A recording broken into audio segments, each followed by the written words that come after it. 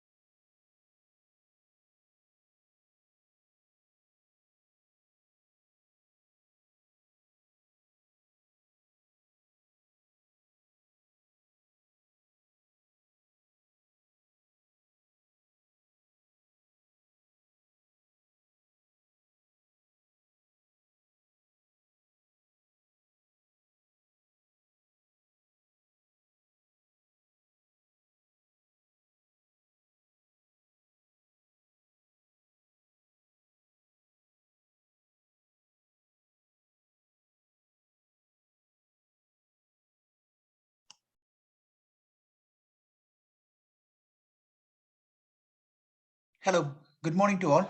We'll be starting the webinar exactly at 11:30 a.m. Thank you.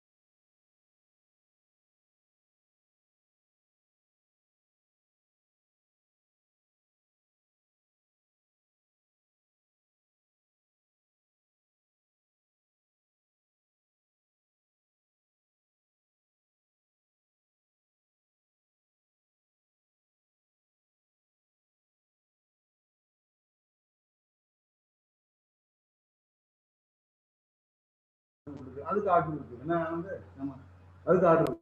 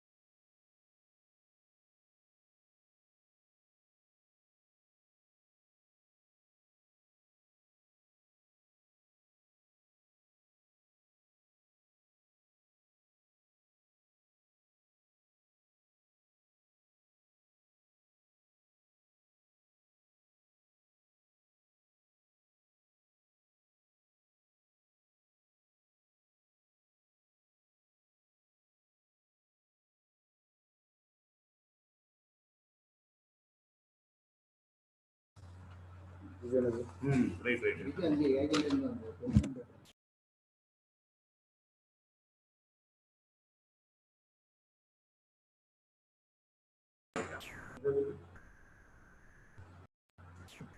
internet online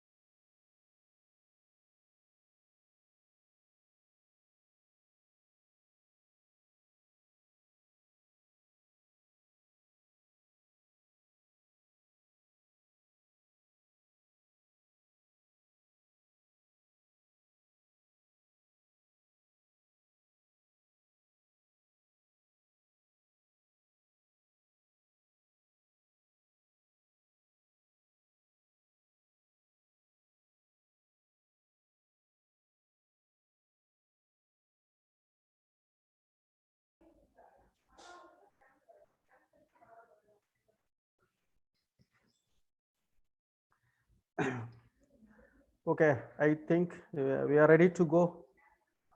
Okay.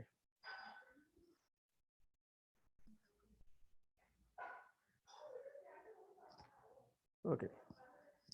Hello, everyone. A warm welcome to all the participants. ASDF TM, Association of Scientists, Developers and Faculties, United Kingdom. Speaker Professor Dr. Maaruf, Epoka University, Albania. Dr. S. Sundaram, Principal of Co-host College, Trulur College, Pavanasam.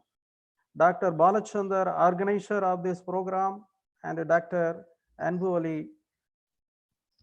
It's really great to be joined with you all today. We have such a great turnout from different parts of India and abroad as well. So this marks the beginning of our journey and the new platform in a great way. So is a jointly organized program by ASDF, United Kingdom and the Department of Library, Thiruvallur College, Pavanasam. So the last few months have shown that mankind is gripped by the biggest crisis of our generation.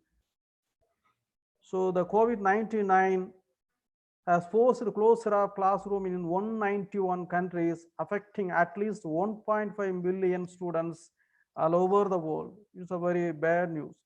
Before COVID-19, the scene of a classroom again, millions and millions of students in schools and colleges spend most of the academic day in classrooms. In the last few decades, classrooms are slowly becoming obsolete. So now the classroom is a relic. It's a simply leftover from the industrial revolution, which required a large workforce with very basic skills. So the old generation, it may bring many fond memories, old glories, and so on. But COVID-19 accelerated the online education by around 30%. You see the trend of online education on the screen. So simply online education is slowly booming all over the world. And you see Yuval Noah Harari, a leading global thinker, in his book 21 Lessons for 21st Century says, nobody knows how the world will look like in 2050, except it will be different from today. It is the first time in history we don't know what particular skill to teach young people, because we just don't know in what kind of world they will be living, but we do know they will have to reinvent themselves. All over the world, experts in the field of education, they are giving different views. Industries are no longer interested in vanilla degrees, as they want professionals with relevant skills and knowledges. So Vice Chairman of UGC from India, Bhusan Patwan. Students should take courses for credit from multiple institutions around the world.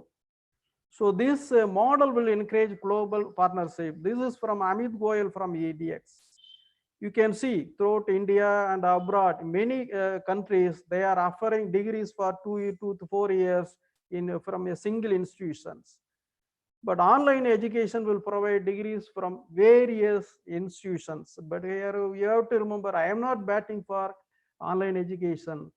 So people are talking about a blended learning model, online education or online learning plus on-campus learning. So can we avoid the blending of online learning with on-campus education? Experts around the world are talking about future educations in various models. Here we have our special speaker, Professor Dr. Maaruf. He will address your need and will discuss many things about that. Anyhow, in future, students, they need to learn how to learn online. Teachers, they have to learn how to teach online.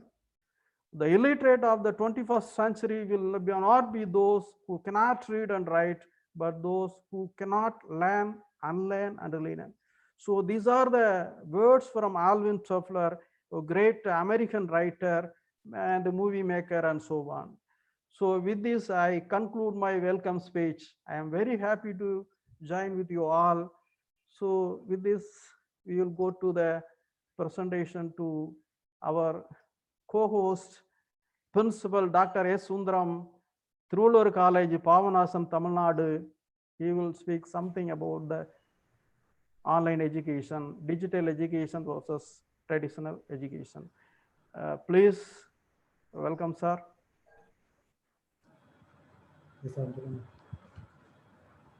Sir, Kekda? Yes, okay, you can go ahead. Good morning to all.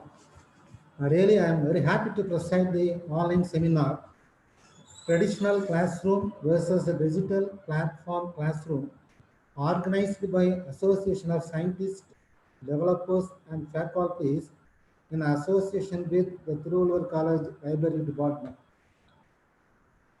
Yesterday, we came to know that most of the states in India announced the cancellation of a 10th examination and declared all are passed without writing the examination.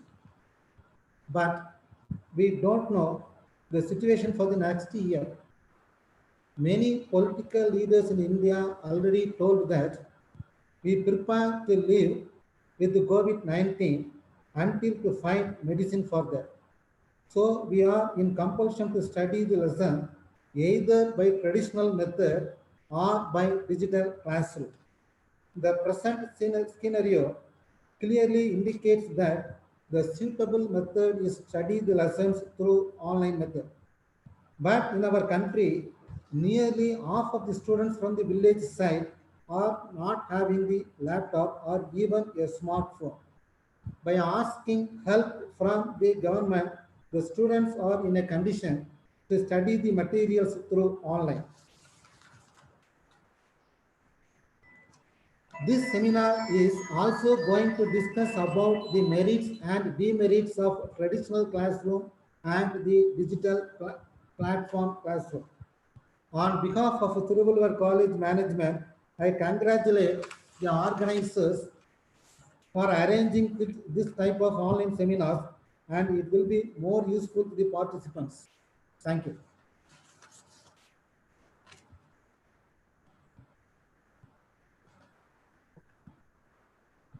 Okay.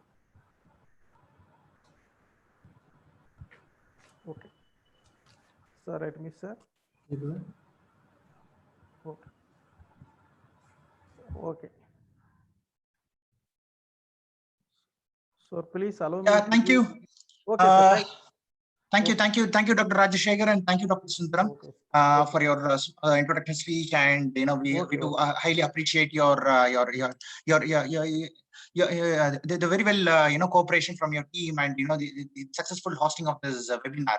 So I take a small privilege of introducing Professor Maaruf Ali, and a decade-old friend of mine. And probably I'll just go through a few slides about him, a few information about him here. So Professor Maaruf Ali is presently associated with the Department of Computer Engineering of Epoka University, Albania. And earlier he was teaching in Oxford Brookes University. And he has like 2 decades of teaching experience in various universities in the UK, Saudi Arabia, and China. And he has published more than like 100 research papers in various global forums. He has served as the Vice Dean in Saudi Arabia. He has obtained his PhD from King's College, London, in my very favorite subject of the telecommunications. And he is serving as an external examiner for various universities globally. And he has examined more than like 20 PhD students. And he continues his academic journey for a very long time. And Professor Maaruf, I'm quite privileged to have Professor Maaruf here because we both are from the Asian origin, so which is quite an an added advantage. So without taking much of your time, like I'll be just moving on and I'll be handing over the session to Professor Maaruf. Professor Maaruf, the floor is yours, and yes, you can go ahead. Thank you. Okay, hello everyone. Good morning, everyone. I'm just trying to share my slides now. You have to help me. Share screen. Okay. So welcome everyone. Can you all see my slides? Can you see my slides? Can someone give me feedback? Professor KK, can you let me know if you can see my slides? Yes, yes, yes. We can see your slide. Yeah, please Okay. go ahead. As of now, yeah, please go ahead. Thank you very much, Professor, the Dean, the Chairman. My name is Maaruf Ali, and I have spent the last 4 decades of my life in England. My country of origin is Bangladesh, but I left when I was very, very young. So I say 4 decades, actually 47 years of my life I have spent in England. So 47 years of my life in England. And today's talk will be a very high level overview of my experiences of what we have seen in trying to implement online learning at a very fast rate. Now, I've already had some questions regarding sharing of the slides. I will coordinate this with Professor KK, and then he will transfer the slides to the participants, but I'll discuss it with Professor KK first. So if you want to contact me, these are my details, my email, my Twitter account, LinkedIn, ResearchGate, and academia website. So I say online pedagogy because it's all about delivering teaching material and the psychology behind it as well. So what can we see? The first thing is historically, remote learning or distance learning is not a new phenomenon. It does have its origins, at least I would say 30 to 40 years ago. So the problem is not new.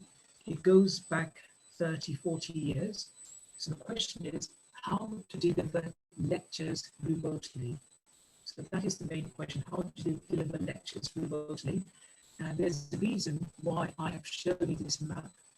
There's this university known as the University of the South Pacific, covering Polynesia, Micronesia, Melanesia. So it's of Australia and Indonesia. In the middle, is my voice not clear? Saying 64% are saying it's not clear. Oh, okay. I'll try and speak clearly in front of the laptop. Okay, so I have to get rid of the pop-up window. What you can see is the University of the South Pacific is a micronation. It consists of literally thousands of little islands spread across many thousands of square kilometers. And they wanted to set up their university. So obviously, with so many different thousands of islands, how can they run a university across all these islands? And their solution was actually to implement the program using satellite broadcasting. So they were delivering online lectures, not using internet, but using satellite broadcasting and also radio as well. So that is the first point. I think historically, the University of South Pacific overcame this problem by using satellite broadcasting. And in the UK as well, before the spread of the internet, in the late 60s and early 70s, we had the open university model. And this has now spread to the rest of the world, where people learn at home, especially people who have families and who cannot travel or commute.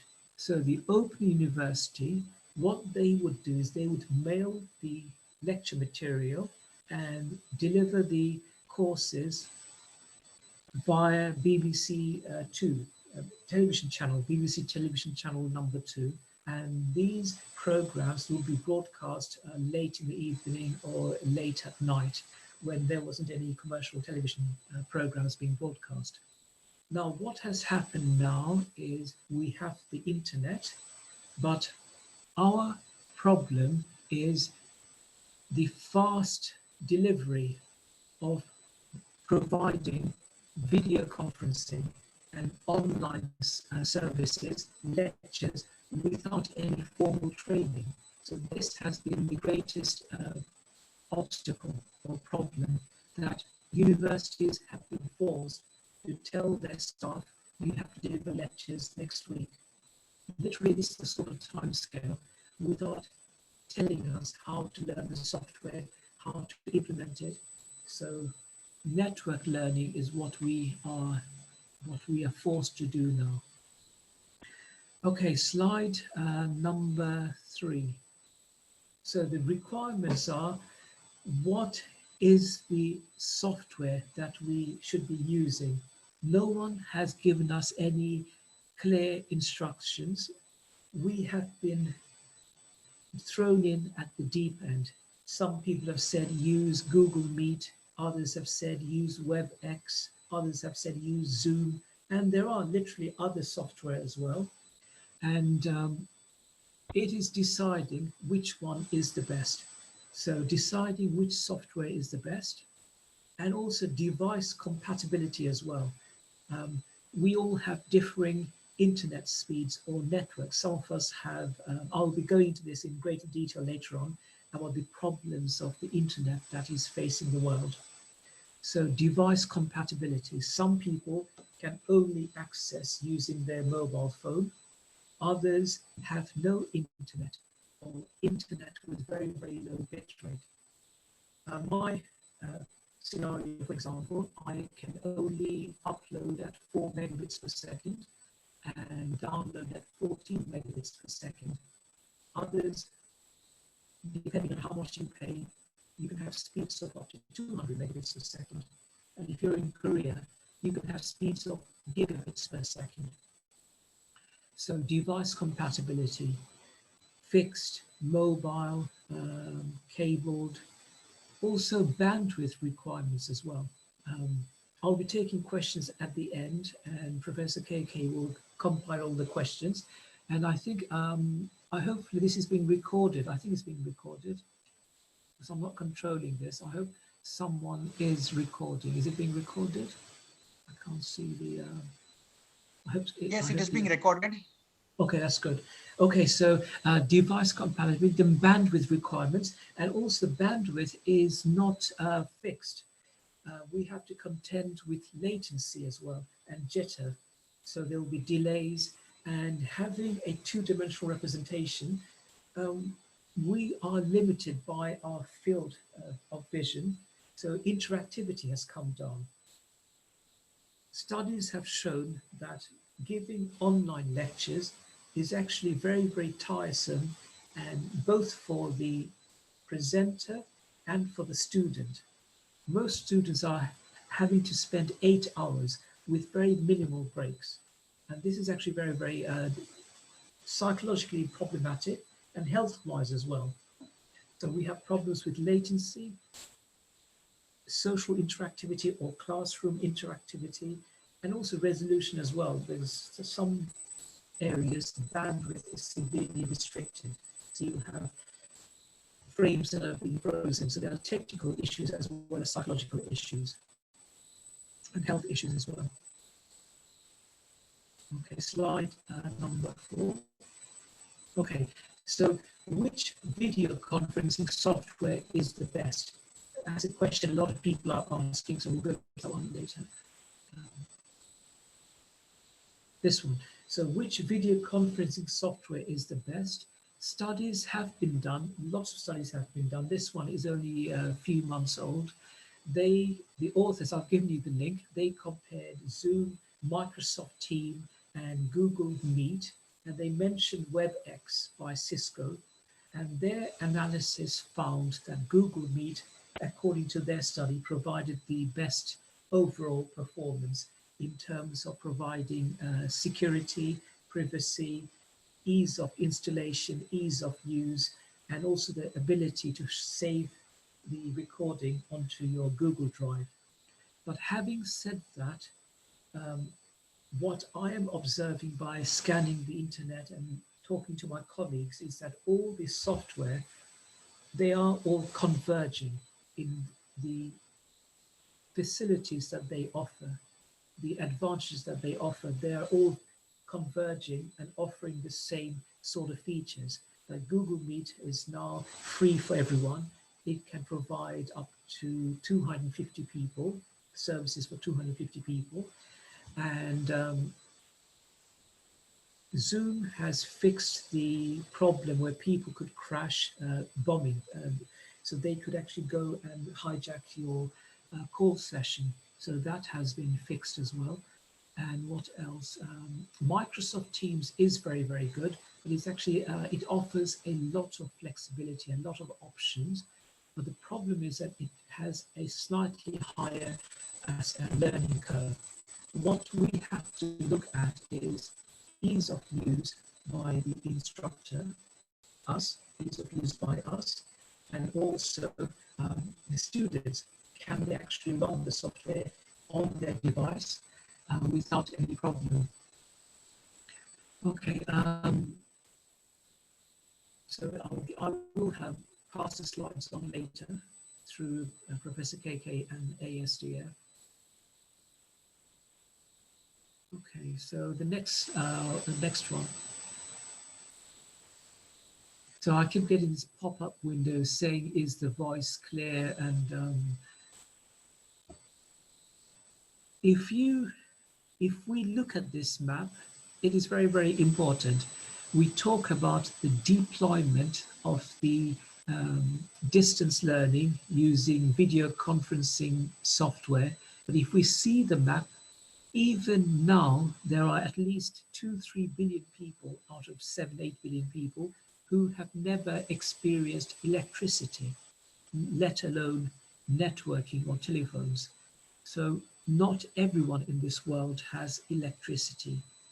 Now, if we look at the internet coverage, you'll see that if we concentrate on the Indian subcontinent, you'll see that it's not a solid color.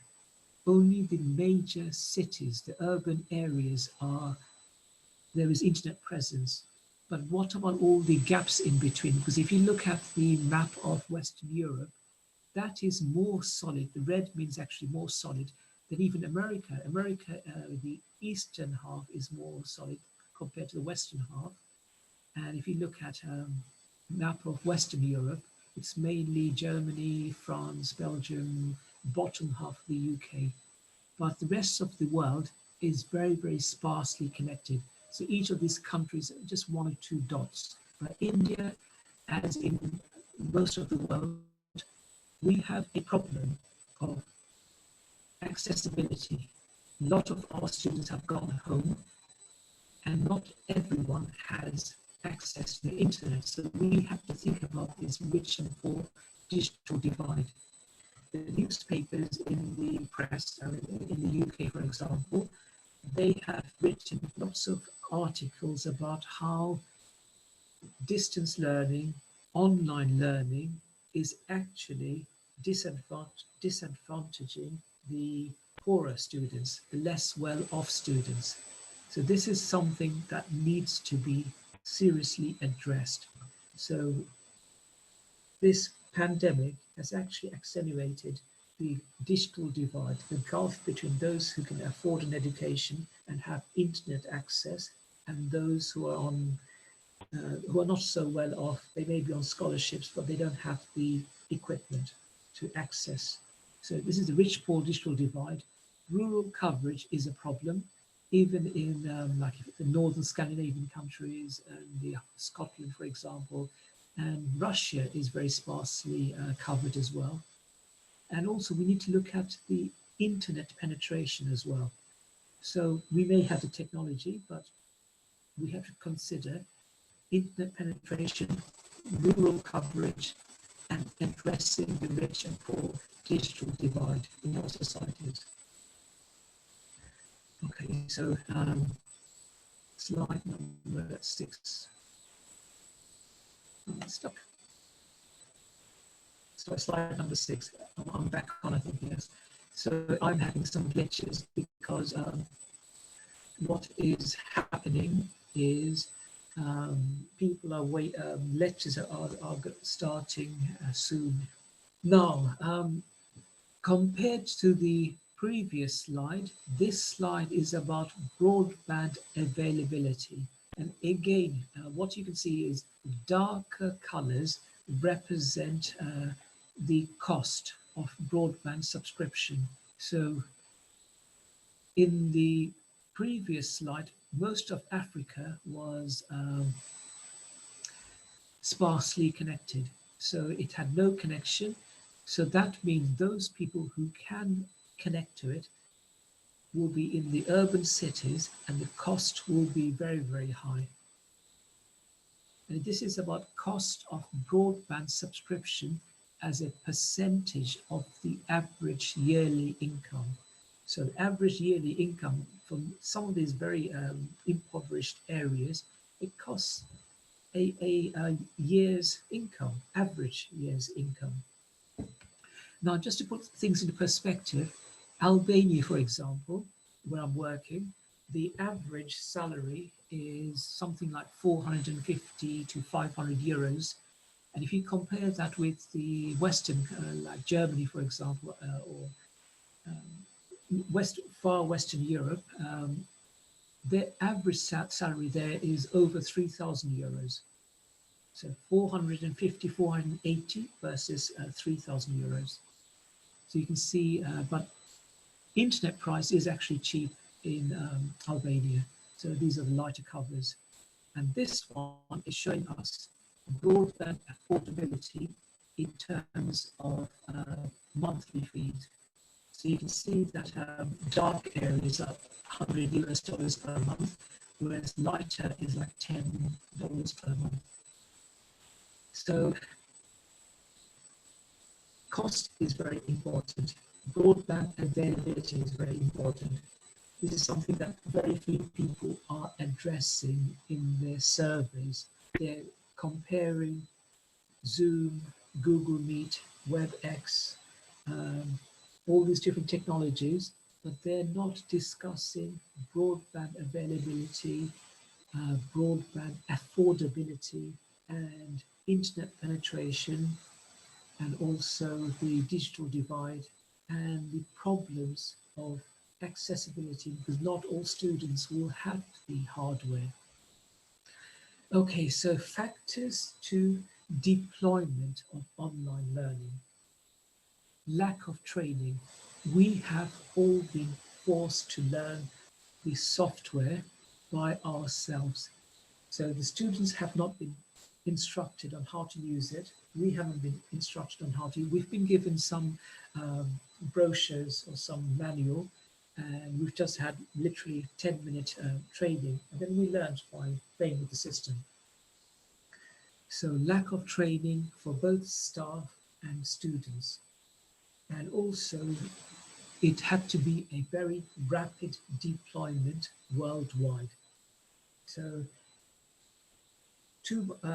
couple of weeks of no action, and then once the top universities started implementing it, word spread, then other universities were forced to adopt the technology as quickly as possible. Initially, there were some security problems of privacy and people gate crashing, but these have now been patched up. So privacy, and we in Albania, we encourage our students to only log in using their university email accounts. Sometimes you get the odd one, two students, but I do let them in if I recognize their name. But if it's somebody with an unknown email address or without any recognizable name, I don't allow them into the session. Okay, another aspect that's not considered is what happens for those people who have missed the lecture for various reasons. They may be unwell, they may have a power outage. In Albania, it's sort of halfway between fully Western and completely Asian. So the culture is in between. We're half European, half Asian here. So we do have power cuts. We have water cuts as well. Water is not 24 hours a day. Power cuts and internet failures as well. And also we're experiencing earthquakes. Yesterday we had earthquake here as well. So India, I think you're not having any earthquakes, but we are experiencing earthquakes, and we have all the pandemic as well. So back to the lecture, back to the topic. Offline accessibility of the material. The file format, usually if it's big, it will be of the order of gigabytes. Now that in itself is a problem.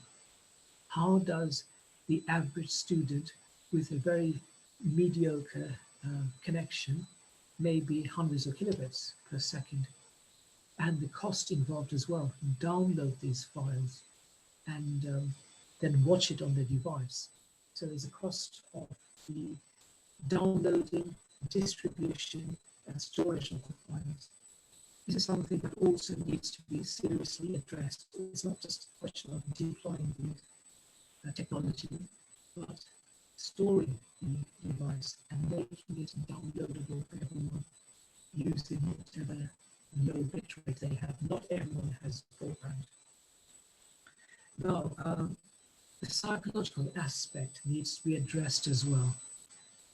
I usually do 10 slides and then stop and ask people if they have any questions. Sometimes, depending on my pace, I may do 5 slides.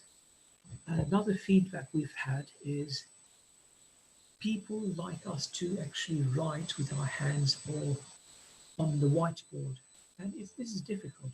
Not all of us can suddenly go out and buy a whiteboard with the relevant marker. And also, we need to have proper microphones, proper cameras with echo cancellation, noise reduction. So we're doing the best we can with the technology we have. Okay, so another 6 or so slides. We're nearly just over halfway.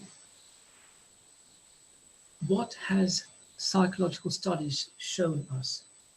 It has shown us that the attention span of humans is actually decreasing. So over the last 15 years, our attention span has gone down from 12 seconds to 8.25 seconds. And this is actually less than the attention span of a goldfish. So we have less ability or less willingness to sit and listen than a goldfish. A goldfish shows more interest than a human person. I can leave the link here as well. So this is also something important as well. When we are designing slides or giving online delivery, we have to keep it very short, sharp, and attention-grabbing and relevant as well.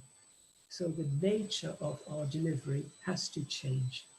It can't be the same as what we are delivering in the classroom. Okay, but 8 seconds is very, very short. Okay, online interaction. That is very difficult when we have 200 participants or even 50 participants. My largest class size is 50 here. So on the left, what can we see? We can see that the average web page, only 28% of it is actually read, and more likely 20%. So 4/5 is ignored. People just look and scan and only pick out paragraphs. This is the reality. We have to do our best to make all the lines relevant, all the content is relevant, but only 20% of it may actually be read on an average visit. That's the first thing. And this actually also applies to your course notes as well, your course material as well. You may spend a lot of time writing all the equations and making it very beautiful and formatted, but 4/5 will be ignored. Now, the other thing, the average page visit lasts less than a minute and usually just 10 to 20 seconds. That's the average. People just fix through them, and even 10 seconds is considered a luxury. And what this means is that if a page glitches or if there is a break in the internet connection, then people will just go to another website. So these two facts are very, very important. Now, students are very ingenious wherever they are in the world. Some people in Zoom meetings, they are putting static pictures they have a photograph of their face. They put it strategically in front of the camera, and then they go off somewhere. And that's because this teacher with 50 faces or 40 faces will think that, oh, it's just that person, his glitched, or his brain is frozen. Another one has his name, no connection, or lost connection, being very cheeky. So the teacher will think, oh, this one says lost connection or poor connection, but that is his name. He put it like that to confuse the teacher. So people are already learning, young people are learning how to fool or how to circumvent the teacher. Okay, so slide number 10. So what are the top tips I can give you? Again, taken from this infographics, is be crystal clear in your messaging. We say to the students, read the book, read the chapter beforehand, read the PowerPoint slides, but they are demanding more and more. It's just how the world has changed. And from what I've experienced as well, students want us to give them the bare minimum. I mean, they want us to give them everything, but they also want us to give them the bare minimum to revise. So students are asking me, are you going to give us revision notes? In our time, we had to make revision notes, but now they want us to give them the revision notes, the sample questions. So be very clear in your messaging. Focus on the usability, on the interface, and ease of navigation. And this also includes your PowerPoint slides as well. And users won't spend time trying to fix. They just want the information that they need to pass the exam. So keep your messages, your PowerPoint slides, your notes short and sweet, and don't have cluttered slides. And make a story, make it relevant. They like rich media as well, but again, this is dependent on the bandwidth. So rich media like videos, and even if you have videos, your own videos, you have to ensure that you do it in short segments, and that the first 8 seconds is very attention grabbing. Otherwise, they'll just go, or not even bother looking at that video.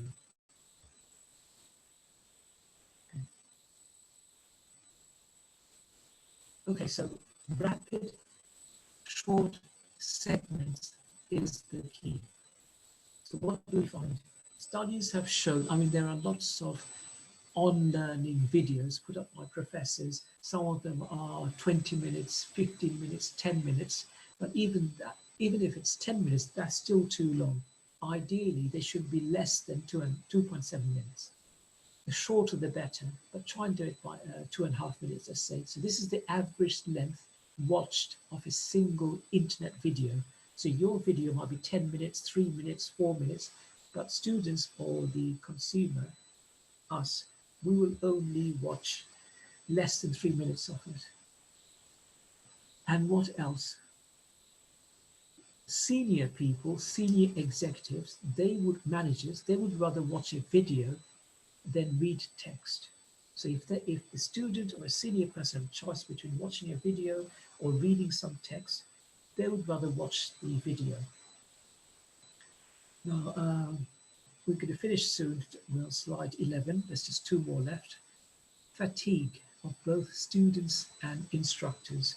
Studies have shown, and also from our own personal experience, that we are experiencing a lot of mental strain, tiredness, fatigue, and headaches. It is very, very draining, energy draining, both from the student side and from the instructor's side. Probably because we are constricted, we're not moving, we're in a room, lack of oxygen, lack of fresh air, lack of fresh light. And also we feel restricted because we can't be ourselves, because we know everything is being recorded and being monitored. So people who would be more flippant or who would make jokes or who would be frivolous, we've all become very formal and very, very there's very class banter between teacher and staff. It's become very artificial.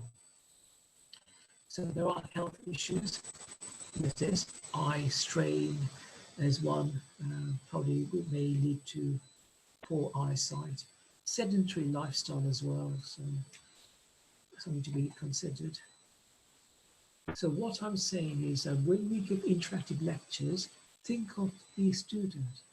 There are students here, they say they've been in the classroom or they've been in their desk in their home for 8 hours, one lecture after another lecture after another lecture, with very, very minimal break. And this is not conducive to learning.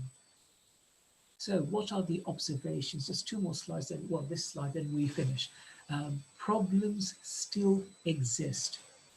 So observations are problems still exist, even though the security, the technical side of video conferencing may have been solved or may have been alleviated, but humans, the instructors, we are a lot of us are still very poor in how we deliver and how we author our slides.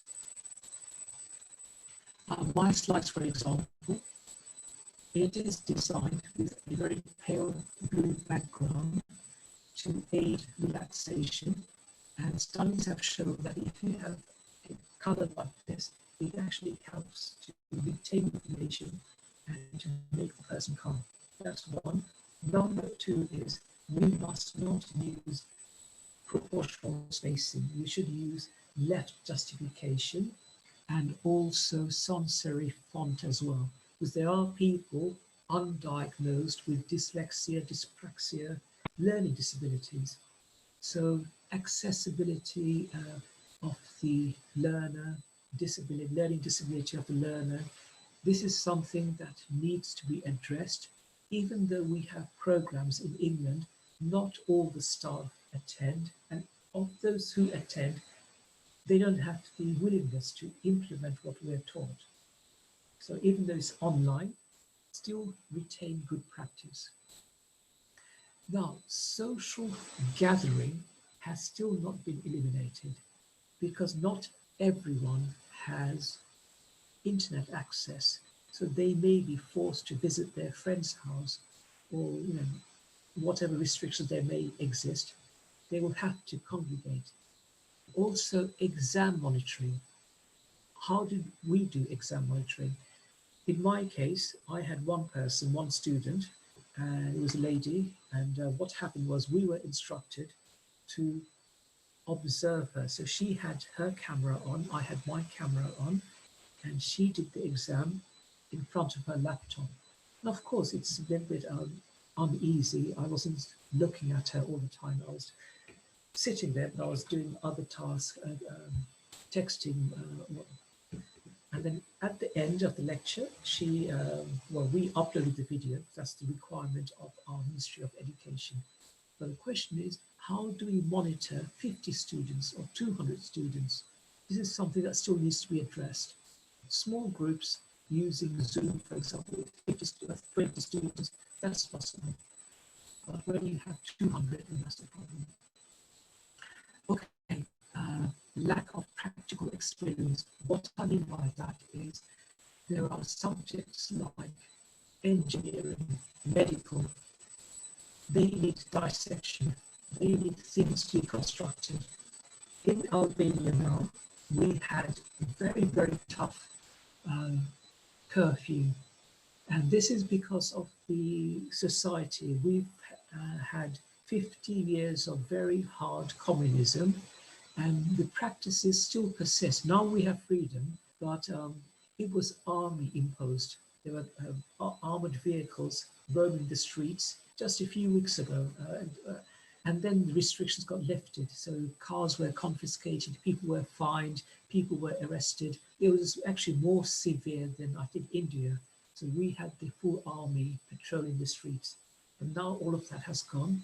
And the good thing is, yes, it was painful, it was difficult, but we only experienced roughly just over 1,000 cases out of a population of 2.7 million. We're a small country, only 2.7, 2.8 million people, but less than about 1,000 cases.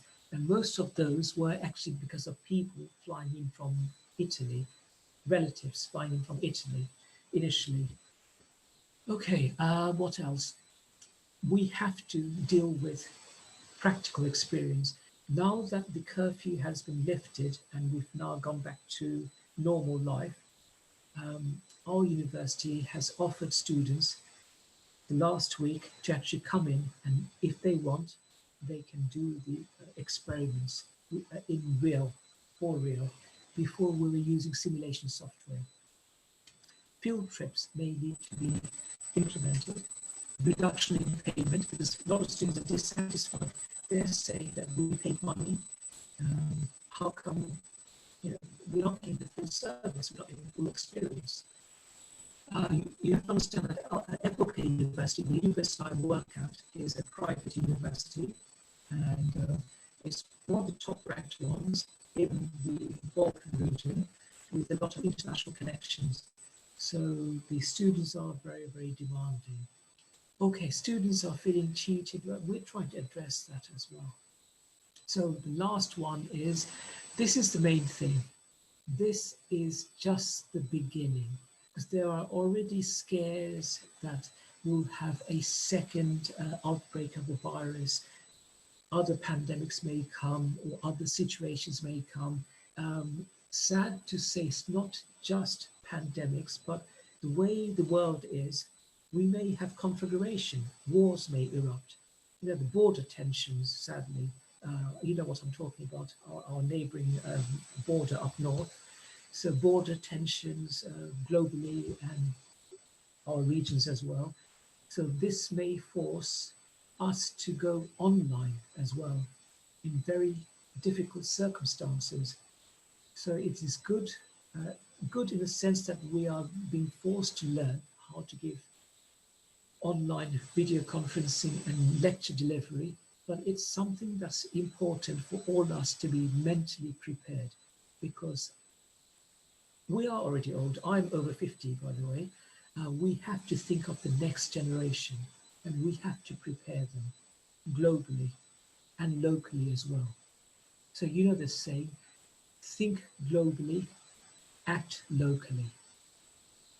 So that was my experiences from, what can I say, I've taught in China, and I've taught in Albania, and in the UK, and in Middle East as well. Students, we're all humans, we're all human. They are all similar.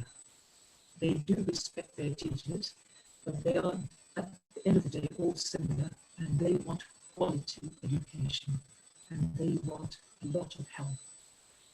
What I can say from my own experience is that we had to do everything by ourselves. But it's just, I think, how humans have evolved, of how things have changed. Students need more hand-holding, they need more spoon-feeding, they need more guidance, they need more structure in whatever delivery mechanism we use. So we have to be patient about this. And they are very fickle, and they do require a lot of stimulus. Okay, so that was my presentation. Mr. Chairman, who's the Professor KK, if you'd like to conduct the questions or manage the questions. Thank you very much. Thank you, Professor Maaruf. It was a mind-blowing session, and we are quite impressed with your presentation and other things. The only thing, like what we got, like the audio was not clear, but still it's okay. We'll be doing an audio correction, and we'll be just posting it into the YouTube, into the Facebook. We'll be premiering it shortly. So, like, this has been a common comment, and probably thanks a lot, Professor Maaruf, again. And we'll be taking now 5 questions actually. And for each question, like, because we're running out of time already, so we'll be taking exactly 5 questions, and now we'll be taking it out. Okay. Yes. Okay, thank you. The first question has come from Mr. Raj Tilak KR from Oman. The question is like, how can we manage practical classes online? Please share your insights. Okay, what I teach computing and electronic subjects, with computing subjects, I actually referred them to the relevant parts. Operating systems, Plural Site, for example, is a premium paid subscription, but fortunately they made their services free for 1 month. And I told my students, do this course, do that course on both Cisco website and Plural Site, premium American websites, for the free period. And they were very happy with that. Now, electronic engineering, I referred them to use Multisim. So they used Multisim to do the circuit simulation. So that's how I took care of the software side and the electrical side. Now, software side, we gave them instructions on how to install Linux and VirtualBox and implement different operating systems and Linux commands. So using simulation software and guiding them to use the premium websites, Plural Site, Cisco website. Does that's what we did.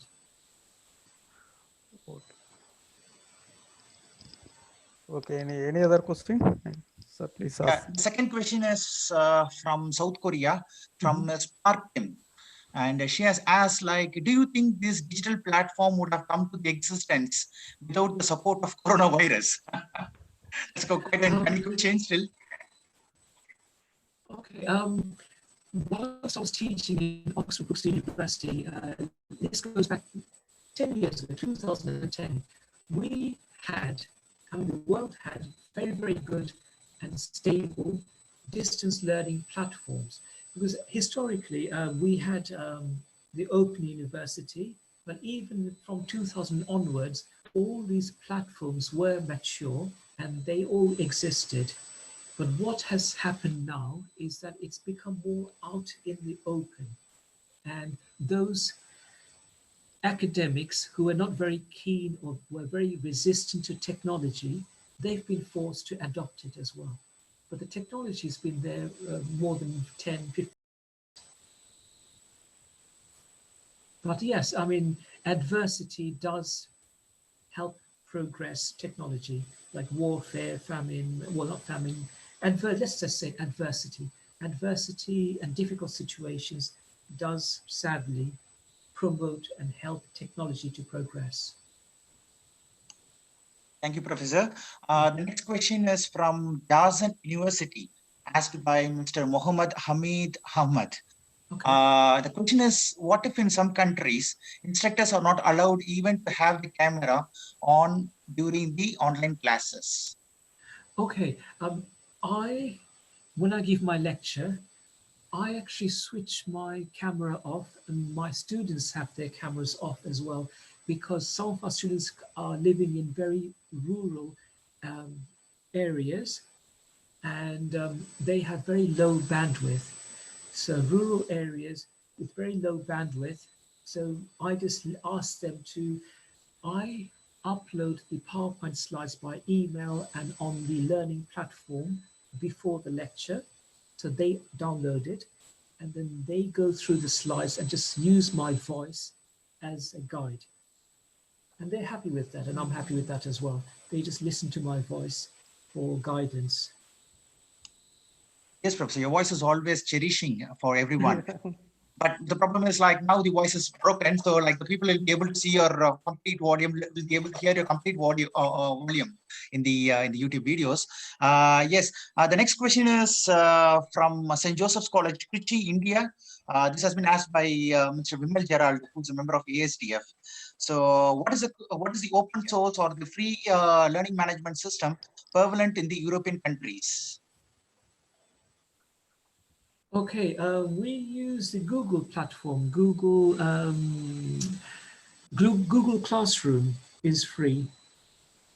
Google Classroom is free. That's the one I use. LMS, that's learning management. It's called LMS, but our staff is split between Google Classroom and the LMS system. There was also WebCT and Blackboard there's VLE, but Google Classroom is free. That's great, Professor.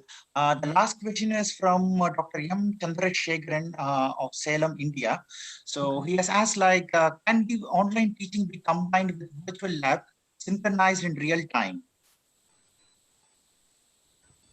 Sorry, can you repeat that again, please? The question is, can the online teaching be combined with the virtual lab, synchronized in real time? Can the, I'm sorry to understand, can the online teaching be online combined meeting, with, yeah, combined with the labs, you mean labs? with the labs in real time? In real time. It is difficult. I mean, what happened was the one way we solved this problem at our university was we had a very good lab technician. He actually drove to the university himself and used the university facility to actually stream the experiment. So because, you know, he's at the university, he doesn't have any bandwidth problems and any, so he went to the university, set up the camera, did the experiment, also videoed the experiment as well. So he spoke with them in real time. They watched him in real time. And the recording, video, audio recording was also available for those students to watch it again. So that's something that could be done. And it is possible, but only by having permission to go to the university with its better or higher bandwidth and facilities. That's great. Thanks, Professor Maaruf. So we're now closing the question and answers. And if you have any other questions, probably the participants can directly contact you via email address. And we'll also be sharing the PPT along with all the participants. And the feedback form also will be sent across to all the participants. And for giving the closing remarks, I would like to request Dr. Rajashekhar to take the charge and conclude the webinar. Please, Dr. Rajashekhar, thank you. Oh, okay, sir. Thank you, sir. Please allow me to share my screen. Thank you. Yes. Okay. Okay. Very nice. Okay. We are in the end of the event. A very nice program. We are indebted to ASDF team for extending their support and providing their platform to organize this webinar, particularly the ASDF team members. I have to say a few words about ASDF. So ASDF has a global connectivity to fetch people and share knowledge. It's catering for almost 927 universities, 1,829 research institutions, and more than 4,233 industries around the world. It's very nice. Next, I am very grateful to Professor Dr. Maaruf, Epoka University from Albania for sharing his knowledge and a lot of information. He touched many issues, psychological issues related to online learning. Attention span is decreasing over the last few years. Online learning will change the passive learners into active learners, I hope. So we the Indians know Albania only through Mother Teresa. Mother Teresa is Albanian.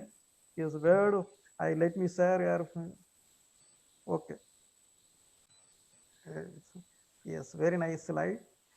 Dr. Maaruf is right, Albanian, beautiful words. By blood, I am an Albanian. By citizen, an Indian. I remember Mother Teresa forever. So, and also Albania is a country known for castles and archaeological sites, a beautiful country. So thank you, Professor. Thank you, Professor. And finally, we are also thankful to the principal, Thiruvallur College, Pavanasam, Dr. S. Sundaram, Dr. Anbu Oli, who laid the foundation to organize this seminar, and Dr. Balachandar, organizer of the program, and finally, all the participants for your kind participation. Thank you one and all. Thank you very much for joining with us. Thank you, sir.